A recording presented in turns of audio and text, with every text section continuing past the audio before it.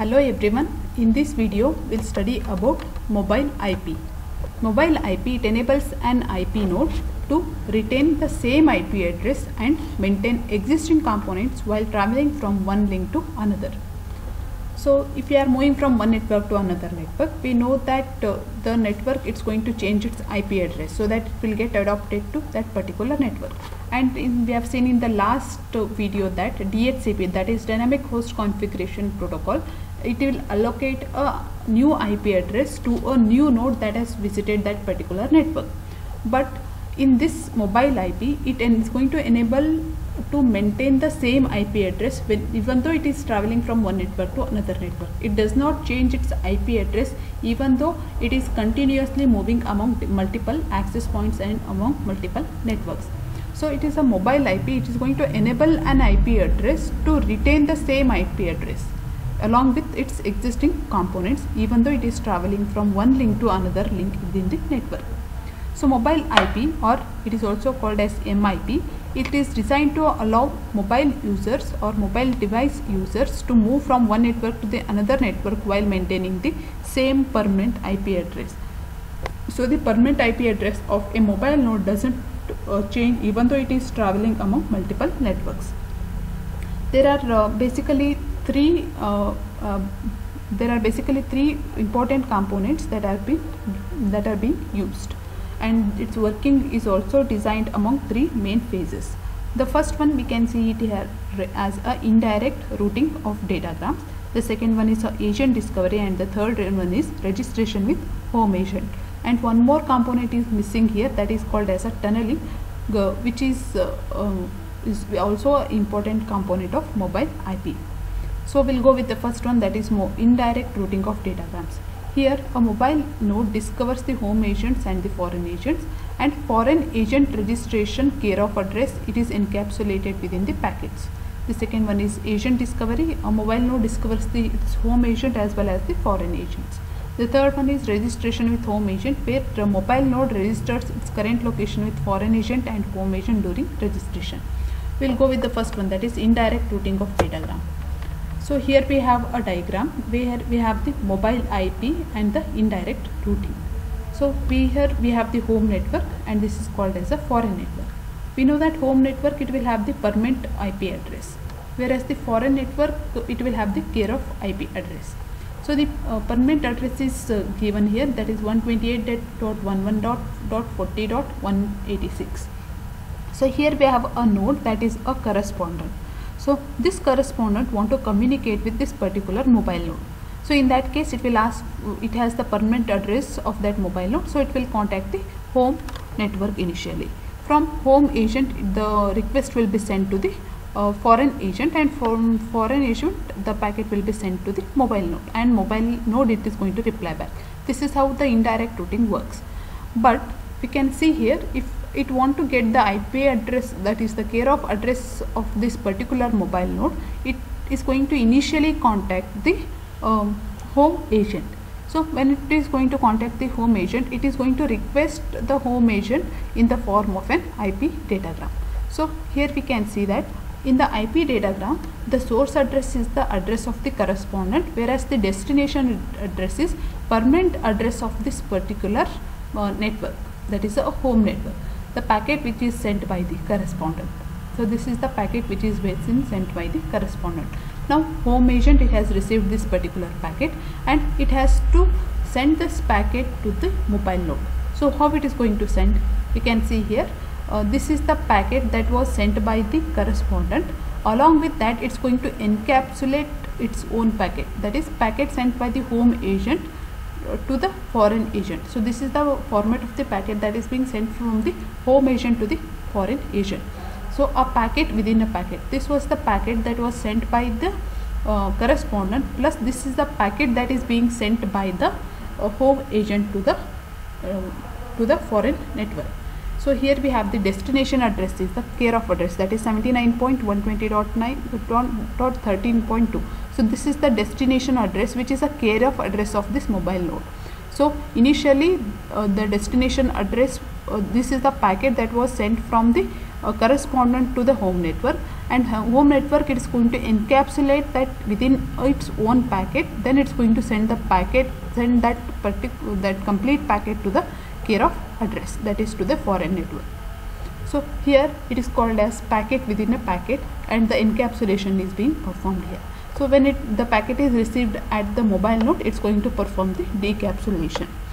So when it performs the decapsulation, it gets the destination address of this particular correspondent node from this packet, and it's going to reply back to the correspondent directly. So this is the mobile IP indirect routing, and here we have seen the first step, that is indirect routing of the data graphs.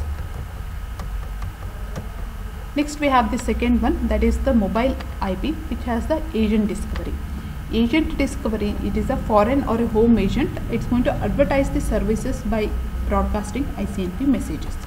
Now we'll just go through this diagram. Here we have the home network, and here we have the home, one of the mobile node here. When it is within this network, it's going to use all its components, and it is going to roam within this network. So here we have a home agent. This home agent, it can be also considered like a router. That is, whatever the packets that are going to arrive into this particular node, all the packets have to go through this particular router. So if this mobile node, if it want to send any packets outside this particular network, then it's going to send the packets to this particular router, and the packet moves from this particular network through this router. So here we have a router which is going to act as which is specifically for this particular home net. So if you have multiple devices here, mobile devices, all of them, they are directly connected to this router, or it is also called as home agent because it is present in the home network. The similar functionality is being performed by this router also.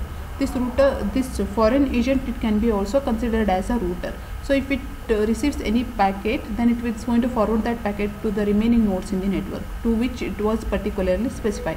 If any node want to send the packets, then all the packets need to move out of this particular network through this particular router. So here home agent and foreign agents, they act like routers. Now we'll go with the agent discovery. What is the step of agent discovery is, suppose we have a node here, we have a mobile node here, and this is particularly within this network. Suppose you are talking over a phone, and when talking you move from this network, home network, to some other network. Suppose that you have gone to this particular network. From home network you have traveled to this particular network. When you have traveled to this particular network, here the home agent doesn't know that you have traveled from this network to some other network, as well as this foreign agent also doesn't know that you are currently in that particular network. So how the mobile node is going to discover its agents? So this agent discovery process, it is usually done by the following steps. The first step will consider that as soon as it reaches this particular network, it's going to reside in that network. As soon as it enters the network, it will receive some kind of signals. What kind of signals is, we have a foreign agent here. This agent, it's going to advertise about its presence every time within its network. So it is going to send the advertisement message that I am currently residing in this network, and all the nodes that are present in this network, they belongs to me. That is a kind of advertisement that is being done by this particular router. So it is going to send that kind of messages for every 5 or 3 seconds. So when one of the mobile node that enters within this network, it's going to receive the advertisement message. So as soon as it receives the advertisement message, it will check for what kind of message it is getting. It is an advertisement from one of the routers. Then the mobile node comes to know that it has moved from its home network to some other network, and it is receiving the signals from that particular foreign agent or from the foreign network. So what it does, it is going to send a registration message. Now what kind of registration message it is going to send is that its personal information, such as the IP address of this particular system and some other security features what it had, all that kind of information, it is going to make it as a single request message, and that request message is sent to the this particular router, or we can call it as a foreign agent. As soon as it receives the request to to register itself with this foreign agent, it's going to verify whether this is the first time then this particular mobile node has visited this network, whether it is a proper node or it is a invalid node. This is going to check for all kind of those features, and when it's going to confirm that it is a proper node and it has visited this particular network for the first time, it's going to convey that information to the home network. What this home network does, it will look into all kind of information and it will check within its network for that particular node. So it does not find that particular node within its network. So what it is going to say is, it's going to say to the foreign networks that this foreign agent that yes, this is a node of that of my particular network, and currently it is in a your network, that is in a visiting network. So it asks this home agent, it asks the foreign agent to put this particular node in the visitors list. So if this is a my mobile node and it has currently visited your network, so it is in a visitors list. So after establishing all these connections, this foreign agent is going to allocate a care of address to this particular agent. This is how the registration process is going to carry out. Now after doing all these steps, now for the this mobile node, it knows about its foreign agent as well as about its home agent. Now check here, agent advertisement. Foreign or home agents, they are going to advertise the services provided by broadcasting the ICMP messages. So we know that the foreign agents, they are going to all kinds of agents or the routers, they are going to advertise the kind of messages. That kind of message we call it as a ICMP messages. So ICMP message, because it is of type field is equal to 9 and we have the code is equal to 0 and the checksum field for message validation, that is error correction and detections, and type is equal to 16 and length is the length of this entire packet, and the sequence number of the packet, registration lifetime. What is the important thing we need to consider here? R stands for a registration bit. Next we have it as a F bit, which is a foreign agent bit. Next we have the home agent bits. So we have some of the bits. So from which kind of the agent it is receiving the advertisement? A mobile node is receiving the advertisement for what kind of, for what purpose, that is specified by these kinds of bits. Next we have the registration. We have the home agent, foreign agent, as well as the mobile agent, which has visited some kind of network. So here we can check here, ICMP advertisement is continuously being done by the foreign agent, that is its care of address is 79. This is the care of address of this particular foreign agent. So all the nodes, mobile nodes that are residing in this particular network, they have the care of address as this one.